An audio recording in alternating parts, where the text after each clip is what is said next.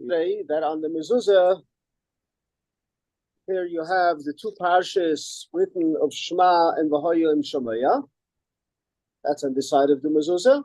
On the other side of the Mezuza, we talked about two things that are written. Number one, the Shin Dalet Yud. And then besides that, we have what's written on the Mezuza, on the back of the Mezuza. See the back of the Mezuza? On top, right behind Hashem Alikenu Hashem, we say that there is the Kuzu, the Mechuzu Kuzu, which is in Mezuza language, it's Hashem Elikenu Hashem. And we said the Mezuza language is the letter afterwards. So Hashem is the one after Yud is Chav, and the one after Hey is Vav. So that's the Kuzu, and that's what's written right behind the Hashem Elikenu, right over here. If you ever looked at the back of the Mezuza and you saw some funny words, you couldn't figure out what that is. If somebody was just, practicing some letters, if you didn't know what it is, that's what you would think. But it's really the Hashem Elikenu Hashem in the Mezuza language. Kabbalah. That's the way a mezuzah has to be written. All mezuzahs have it. Yeah, it's not just a Chabad meaning. Yeah.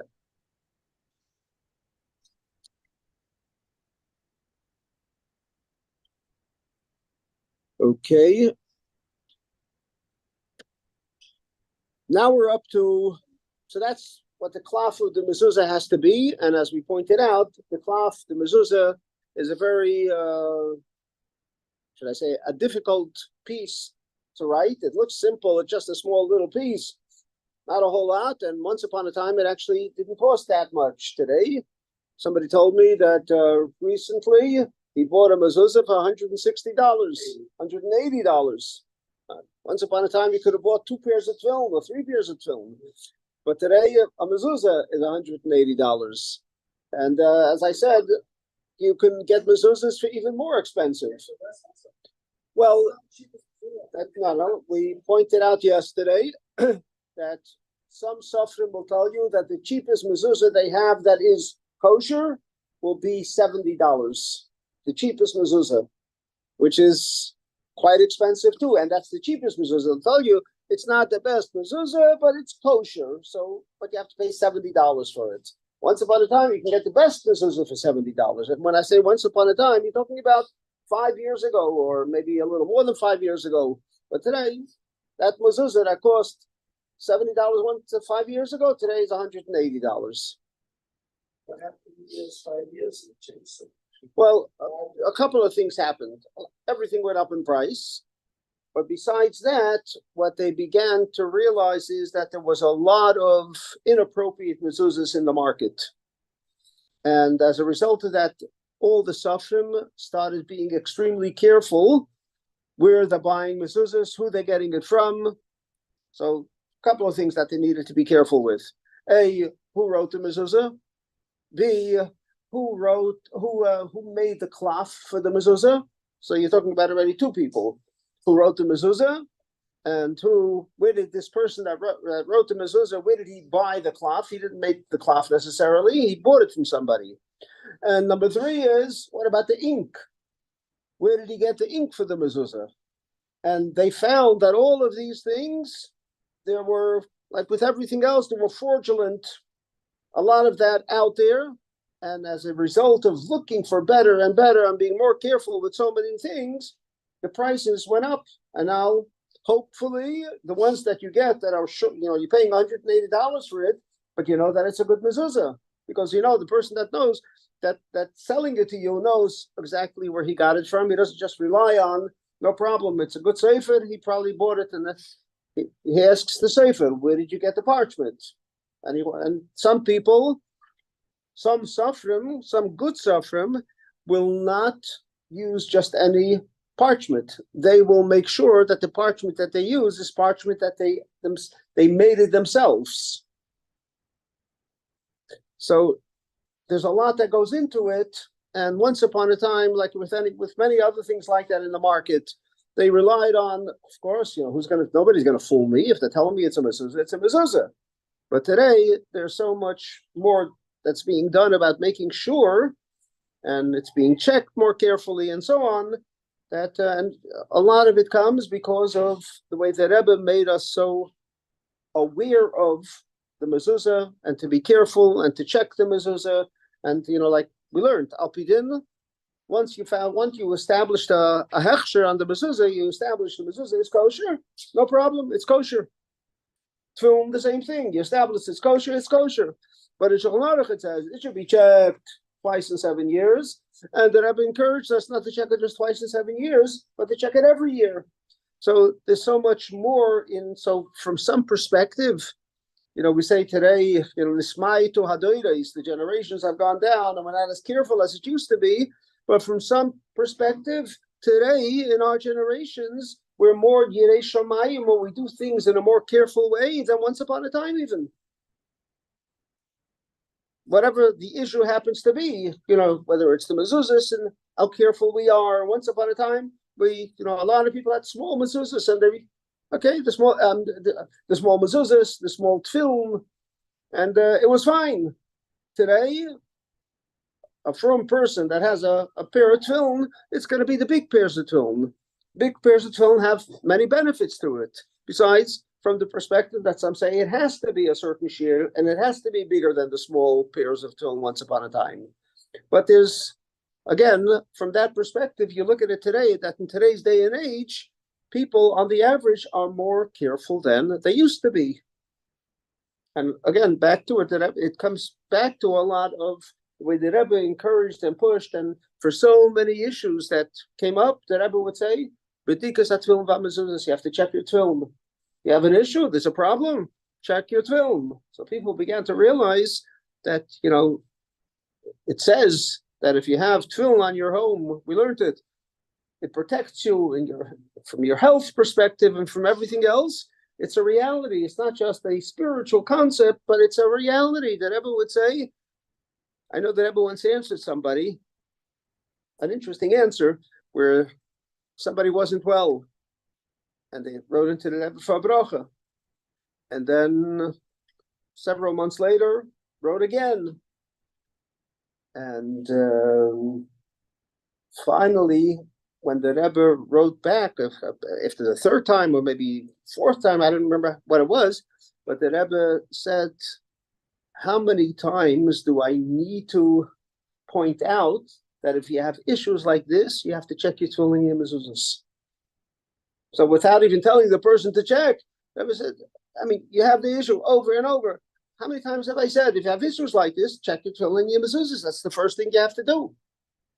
So it's already become common practice that people do that. Or should I say common practice amongst certain people, that if there's an issue, you check your tefillin and your mezuzahs.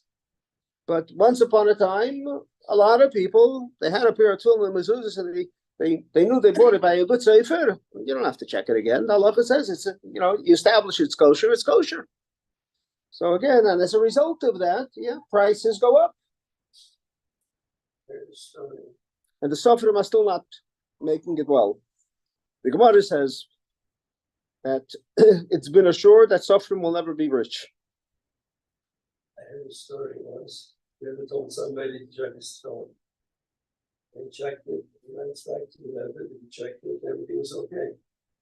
The Rebbe says, check it again. He checked it again, went to a different site to check it, also everything was fine. Again, the Rebbe said to check it. He went back to the original site who wrote the tefillin. How did you write the tefillin? Like he writes a sefer paper, he writes it all out, and then he goes and titles and he writes the Shem in each place where it's supposed to be. His tefillin has to be written in the sefer. So that's what you can never tell that by looking at it. Now, what he's saying is, not everybody understood what you were saying, but the point of it is, there's a concept of that you have to write every letter in the order of that it's written. You can't skip a letter and come back later and write it in, because then it's not being written in the right order. So with tefillin, that's the way it has to be. So if there's a mistake, If it's a mistake that can easily be fixed and it's not it doesn't make the mezuzah puzzle or the tefillin puzzle, it's not a problem. But if it makes it puzzle, so you can't just fix it, because the only way you can fix it is if you erase everything after that, and now you put that in, and now you continue. But otherwise, with a Sefer Torah, that can be done. It doesn't have to be written necessarily in the order. So his point is well taken. So you look at the mezuzah, you look at a kosher mezuzah, a kosher pair of tefillin, because everything is fine, but you don't know as to how it was written. And if it wasn't written by a sofer, by a scribe, that's a Yirei Shamayim that knows the halachas, how it needs to be written, you're looking at it, no problem. And at the same time, your tefillin or mezuzahs are not kosher. So that's why it's so important, not just to take a look at the parshas and say, wow, they look good. Where did you get it? Who wrote it? And again, the parshas, same thing with the cloth. How was the parchment made? And all of these things together is what brings up the price a little bit, certainly, and sometimes a little bit more. How much is an average mezuzah now? Well, we just talked about it. It depends what you call average. And Rabbi Zeitz just bought mezuzahs and he paid $180 for a mezuzah. I don't get anyone that low. I thought they were much more than that. Well, you can get mezuzahs for more. I've seen mezuzahs that cost $250. So, there are cheaper mezuzahs that you can get maybe for $70. But if you go anything below, a little bit below that, they're certainly not going to be kosher. When once upon a time you were able to get a kosher mezuzah for $10, for $18, you can get. I remember when I mentioned this, when I was a bacher and I went on American Shlichus. I went out during the summer to different parts of the country. So along with us, we used to take tefillin to sell for people that wanted to buy a pair of tefillin. And Merkus actually used to sell the tefillin. So we used to take from Merkus several pairs of tefillin, and hopefully, going out wherever we went, we would find people that needed a pair of tefillin, and we would sell it to them. And you know what those tefillin cost then? We're going back about 50 years ago. It was $18 for a pair of tefillin. $18 for a pair of kosher tefillin. Merkus was selling it. It was a small pair of tefillin, but it was a kosher pair of tefillin.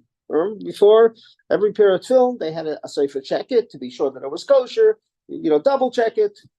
But it was $18. Today, you can't get those small tefillin anymore, and you certainly can't get it for that price anymore. Today, a good pair of tefillin is probably about $2,500.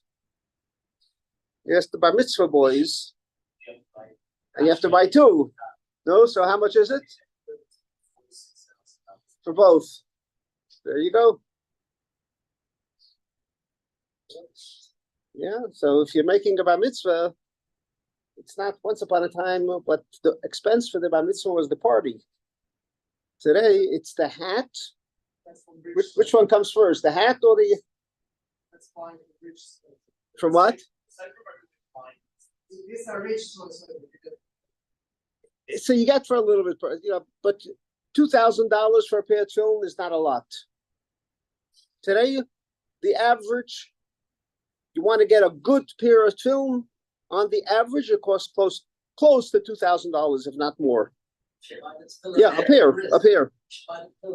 You should. You know what? I know people who, I don't know if they buy it right after the bris, but they buy it years in advance because it's so much more expensive. What's that? COVID made everything up, like everything else. Like, cars went up. Why can't mezuzahs go up? Yeah. Whatever. It gives you more. You feel more precious.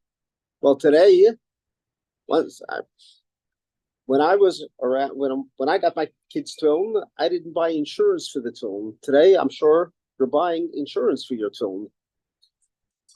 There's an insurance. There's a rider on your insurance policy that if your tefillin gets lost or stolen, You get the money for it. Whatever. Yeah. Because it's so expensive. And actually, it's that way, and it's also that's why it's being stolen also, because it could be sold for a good price. You get if you have to go to the safer and pay $2,000, if a guy steals a pair of tefillin and is able to sell it for $1,000, people are buying. Unfortunately, yeah. There's a market out there for it. There's a market, unfortunately, for a lot of things that are, whether it's secondary or firstary, in the same market that you could buy drugs for a lot of money. No, seriously, there is such a thing. There absolutely is, and they actually advertise on occasion. Don't buy tefillin here because we know that this guy is getting tefillin from whatever. I mean, it's for that reason that on the one hand you might think, somebody, a guy is selling tefillin, and however he found it or whatever the story is. So it's a mitzvah to get it from him because a pair of tefillin, it's a holy thing. The guy doesn't need it. But on the other hand, it comes to something similar to, in today's day and age, unfortunately, the concept of hostages. Are you allowed to pay to redeem a hostage, and how much can you pay for it? And there's halachas about it. And to the extent that you're not allowed to pay more than the worth is, because it's just going to encourage going out there to get more, to steal more tefillin, or to do something similar with sefer Torahs.